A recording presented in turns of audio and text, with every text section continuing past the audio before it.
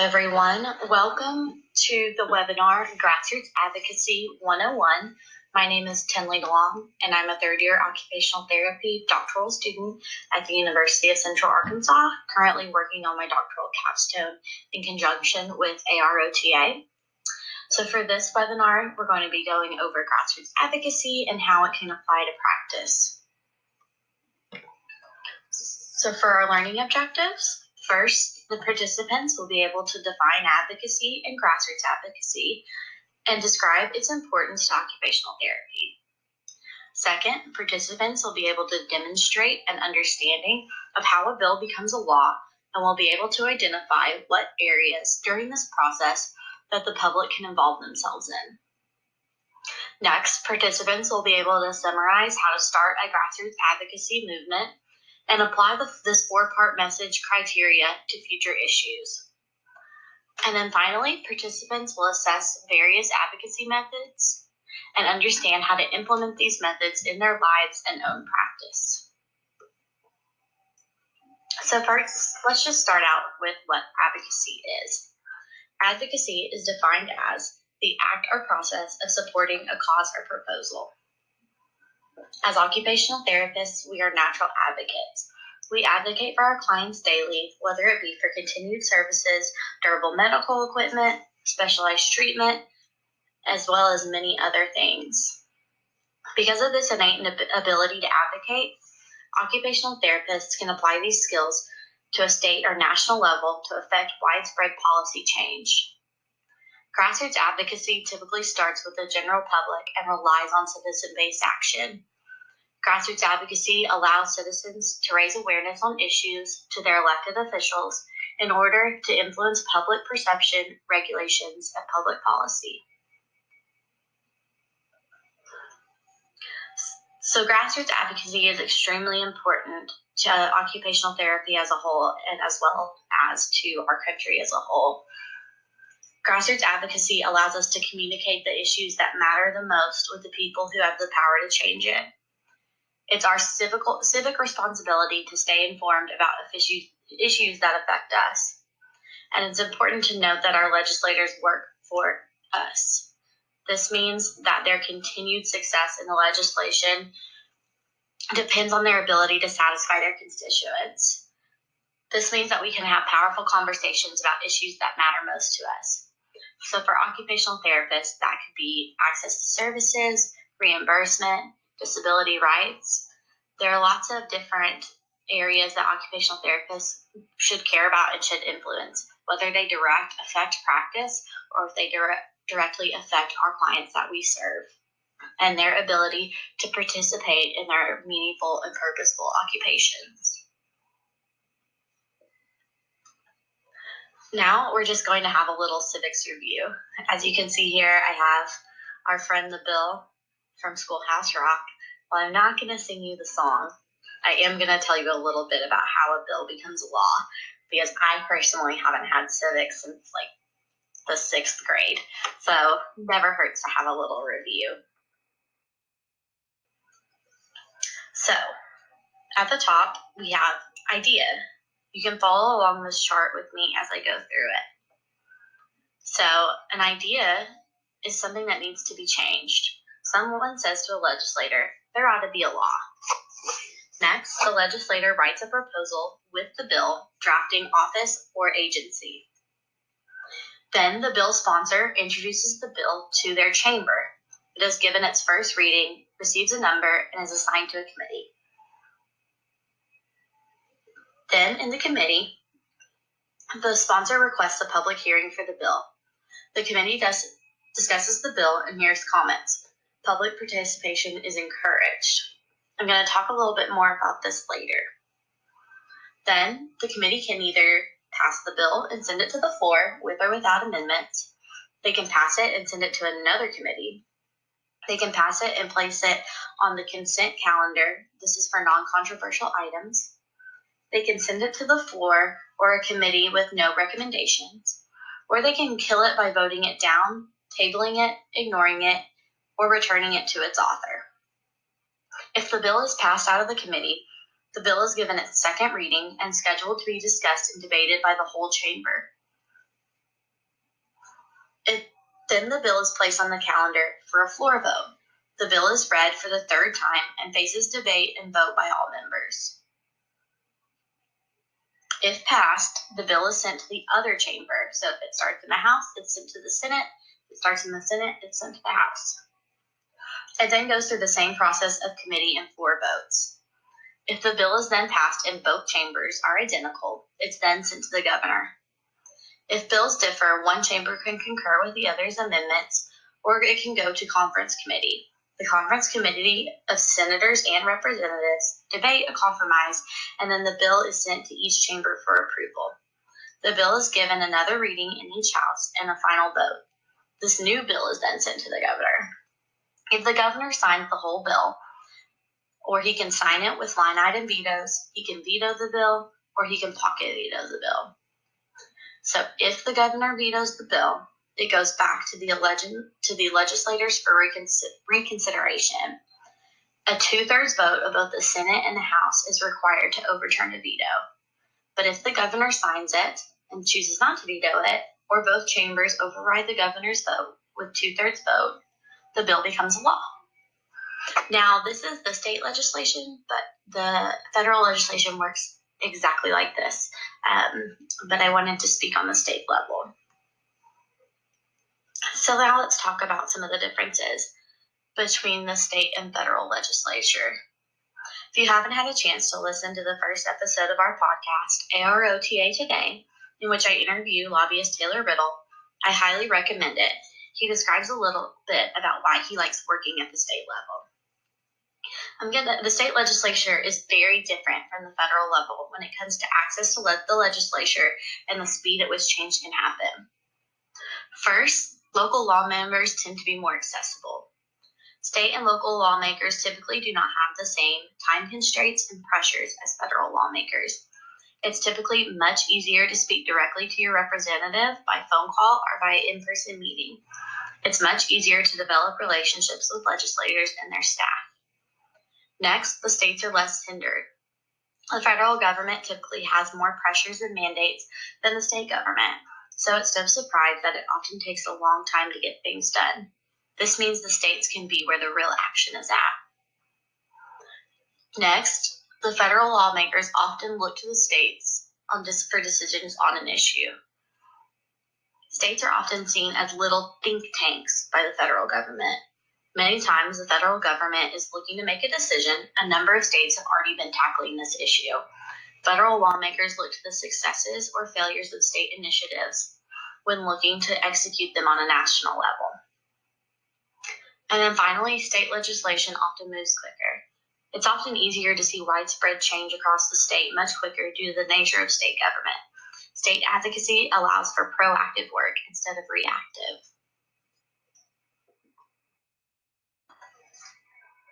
Now we're going to move on into how to start a grassroots advocacy campaign. I really like this quote by the Lorax that says, "Unless someone like you cares a whole awful lot, nothing is going to get better. It's not." And I think this is really powerful to understand that we as therapists, if there's something we don't like, or we have a problem with, or we see an issue, we have a voice and we can care a lot and get things done on our own. So we don't have to wait for it to be done for us. So first, it all starts with an idea. It starts with an issue that you see in practice or that you see that your clients are facing, and you propose a solution because you're the ones that are in practice every day, and you're the ones that work with our clients firsthand and are the ones affected by laws about reimbursement or coverage or access to services. Next, you should determine your message. It's important to determine your message. What is your issue? Why is it important? Is there anyone who might be against your issue? What solution do you have for your issue? Then you need to do your research. It's important to know the topic you're discussing and what has been done to address this issue in the past. It's important to be able to answer questions about your issue and to be able to present the facts confidently. We as occupational therapists are about evidence-based practice, so anything that we support should have evidence behind it. Next, you want to share your message with the public through education. The more people you recruit to care about your issue, the more attention you can bring to it. This can be done through social media, word of mouth, letters, and many other methods. It's important to share your message in a way that is concise and easy to understand by the general public. You should educate them on why they should care about what you have to say. Then it's time to recruit support. After you've communicated your message to the public, you can recruit people to actively support your cause. This can be done by organizing committees, starting a letter writing campaign, speaking to the media, etc. So after you've determined your message, you've done your research, you've shared your message, and you've gotten your support, now it's time to share your message with lawmakers. You can contact your legislator to share your message and your proposed solution. So when constructing your message, you need to consider these 4 parts. First, emotion. How do you want your audience to feel? This can be done through a personal story and add power to your message and credibility to yourself. Next is contrast. How are you different?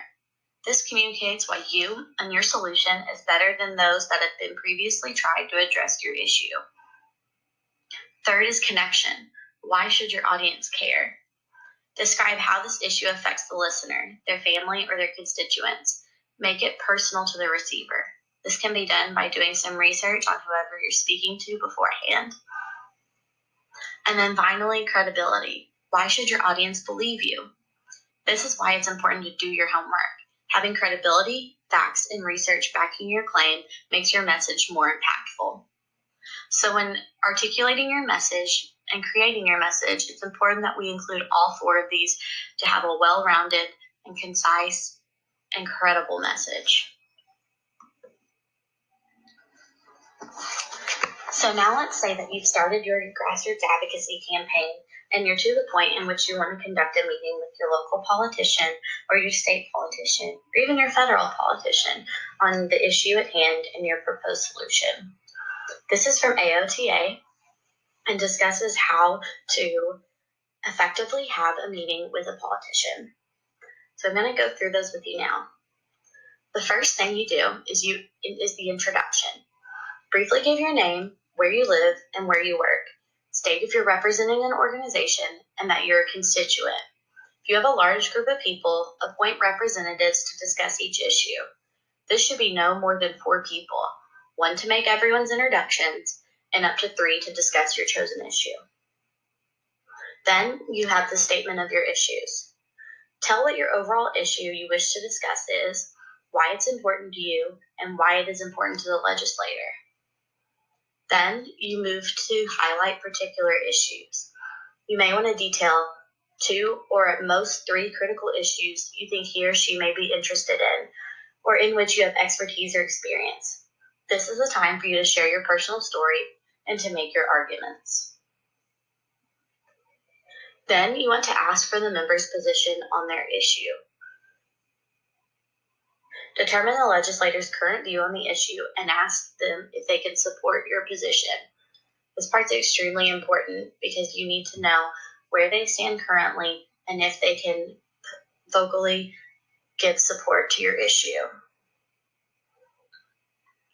Then you want to thank the member or the staff for their time.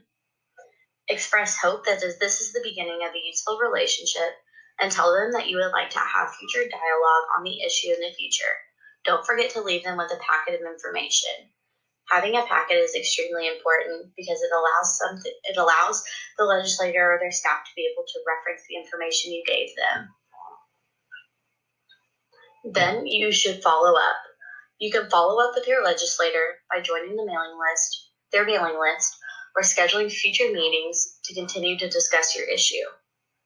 And then finally, after time's passed, you want to send a thank you letter, typically a day or 2 after your meeting. Write a quick thank you. Email is best to each legislator or staff member who met with you. This will create an instant positive memory of you and will work to facilitate future visits.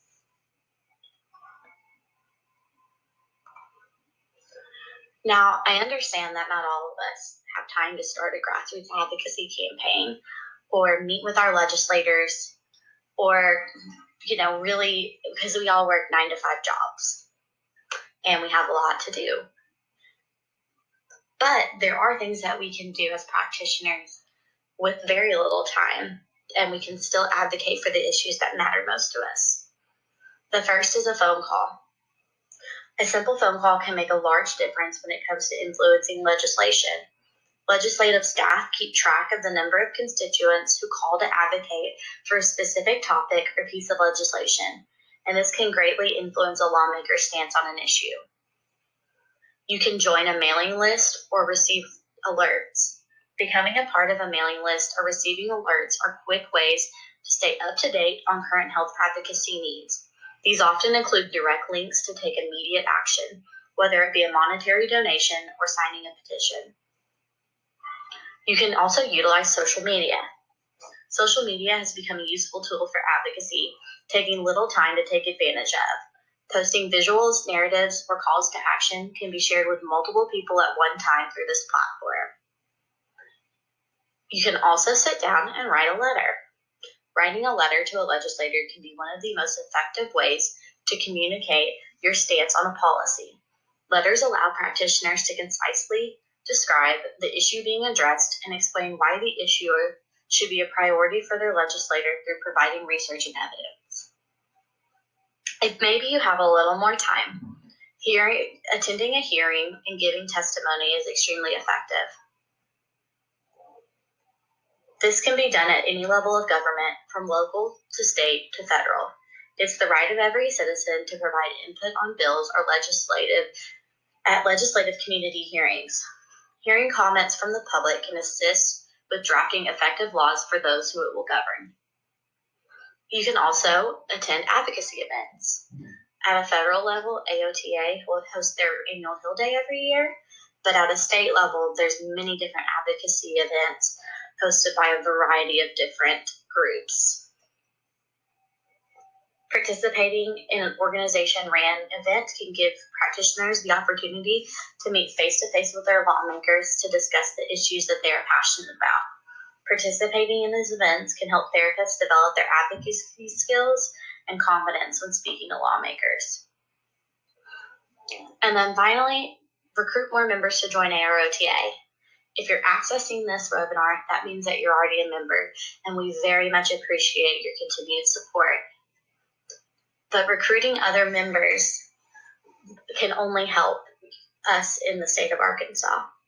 So being part of a national or state organization can have a large impact on policy. Professional organizations have teams who work to notify practitioners about policy changes and advocate directly to lawmakers on their behalf.